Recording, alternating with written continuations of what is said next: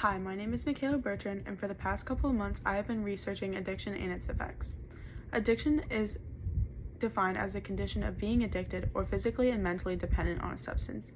In this case, the substance is defined as drugs or alcohol. According to American Addiction Centers, in 2023, 48.5 million Americans battled substance abuse disorder, and 27.2 million people reported drug abuse disorder. Addiction is not something that can be put off. It is a national epidemic. Such large numbers led to me wanting to understand what addiction is doing to so much of our population. This generated my essential question: how does addiction affect someone in their personal relationships? From my research and sources, I gathered that addiction can negatively affect one's physical health, requiring them to rely on others for safety, and it negatively impacts one's mental health, which hurts their familial relationships and their chance at recovery. The book I read to better help me understand addiction was The Weight of Air by David Poses. This book details David Poses' struggle with his addiction. He wrote this book when he was 32 after battling with addiction for over 2 decades. The book is split into 4 parts, each showing a different part of his struggle. The first part details his first attempt to quit. In this part, he ended up in a treatment facility in Minneapolis. This is where we see his first relationships and his first ideas of rejection towards typical treatment ideas. He refuses to accept that he is powerless over his disease. He believes that addiction is a choice that you make over and over. In this section, he gets kicked out of his treatment facility for negative behavior and for getting with another patient named Chessa.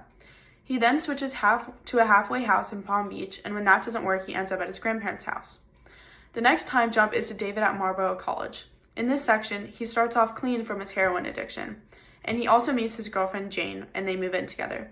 But their relationship is very unhealthy, and they both cheat on each other multiple times, especially when Jane is away for her work/study abroad trip. During this time, David is also working on a script for a movie, but he ends up falling back into his addiction. He uses a homeless woman to score in Holyoke near where he lived, and he convinces himself that each time is the last. This is where you see the emotional disconnect that addiction causes. When he is using, he doesn't think about Jane at all, and he lies to her over and over and over, hiding his addiction. The third part of the book is him and Jane continuing their life in Midtown. David has a new job, and from the outside, they seem like a very happy couple. But David is still living a double life. He finds a new dealer in this area and continues to use heroin behind Jane's back. It gets to a point where David and Jane barely talk, and in the end, he becomes sick and going through withdrawals because he needs heroin more and more often. In the end, he finds out his dealer died from overdose, and a new section begins.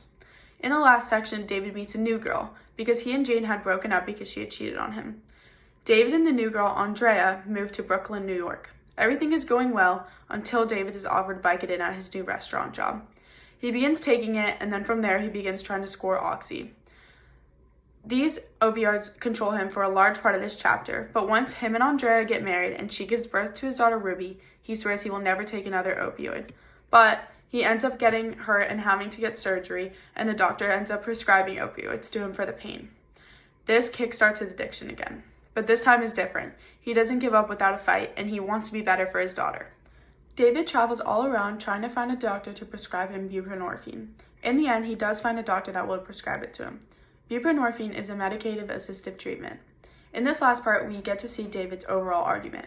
We see that he advocates for the reduction of stigma in addiction and for more options of medicated assisted treatment. We see this in the beginning through his dislike and the ineffectiveness of traditional methods. We also see the call for reduced stigma through David's fear of talking about his addiction, and in the end when he wouldn't tell anyone about his new medicated treatment because it is looked down upon. This story is very hard to hear about because it shows the invasive nature of addiction. It followed him for 2 decades and through many moves and many different places. This story also shows the many kinds of relationships that addiction can affect. It shows Chessa, who he formed an emotional attachment to during his first treatment, and this followed him throughout his relationship with Jane, where he was constantly checking up on Chessa. Jane was also a large part of the book, and this relationship was very unhealthy because of David's lying to her. She was also using him physically, and when he was impaired from his drug addiction, she found another person to give her what she needed. This inevitably caused the relationship to end and made David feel very alone in his struggle. Then there is his entire family who he lied to for the whole book. He portrayed himself as very put together and clean since his first treatment to his mother and brother. It was also very hard for him to be around his brother because his brother was experiencing addiction as well. These relationships showed the complex family system that addiction creates. David's experience helps me transition into the next part of my argument. Addiction negatively affects one's physical health, and this can cause them to rely on other people in an unhealthy way. Like he discusses in his book, withdrawal and the use of drugs can disrupt your everyday life. Substance abuse can have effects like increased cravings, mood swings, sicknesses when not using, depressive episodes, and worse symptoms like vomiting and violence. Not only that, but addiction can lead to the addict abusing their body or disregarding their safety. We can see this in Elaine Sheldon's short documentary called Heroin. This documentary shows the opioid crisis of West Virginia and how 3 professionals had to handle it. Most importantly, it showcased the effects that substance abuse and addiction can have on a person. The first one in the film is a fire department chief named Jan Rader. We get to see her called to many houses during the film, and here she finds people laid out on their bathroom floors, either passed out or dead from drug overdose. She has to administer life-saving care in order for them to wake up. The other woman we see in the film is Judge Patricia Keller, who resides over the drug court. Here she provides legal penalties for addicts in order to restore them back to functioning members of society. The final woman we get to see is Nisha Freeman at the Brown Bag Ministry. In her parts, we get to see the most detrimental effects of abuse. She has to help women who are addicted to opioids off the street where they are selling their bodies and into treatment centers. This film highlights the effects that drug addiction can have on a person. The girls on the street are abused and barely strong enough to walk around. They have to resort to selling their bodies in prostitution so that they can buy more drugs. This is the effect that addiction has. It breaks down your willpower until you have nothing left. Not only that, but the addicts shown in this film aren't at a place where they can help themselves. They must rely on these professionals to save them. The girls on the street have had their brain chemistry altered by the drugs and are unable to break themselves out of this cycle. If this addiction leads you to overdose, you have to get sprayed with Narcan in order to recover, and you have to pay thousands of dollars in medical fees for the doctors to save your life. And even after you get clean, it is no easy process.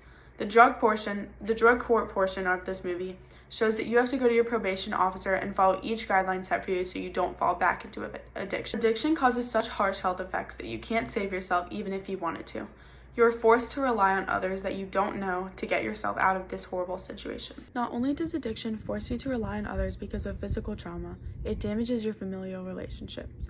In Jane Hoffman's article, Rethinking Addiction as a Chronic Brain Disease, she criticizes the model that describes addiction as a disease, pushing that it is a choice that one makes, rather than something they cannot control. In her article, she discusses a young girl named Nadia who talks about her father who was addicted to drugs and died from fentanyl overdose. She resents him, saying that his addiction was his choice and that he chose drugs over her wedding and the birth of her child. She felt that she wasn't important enough of a reason for her father to overcome his addiction. This is a common feeling in family members. They feel like they are not enough and that they cannot help their loved ones enough. This grows feelings of resentment and even anger towards the addict.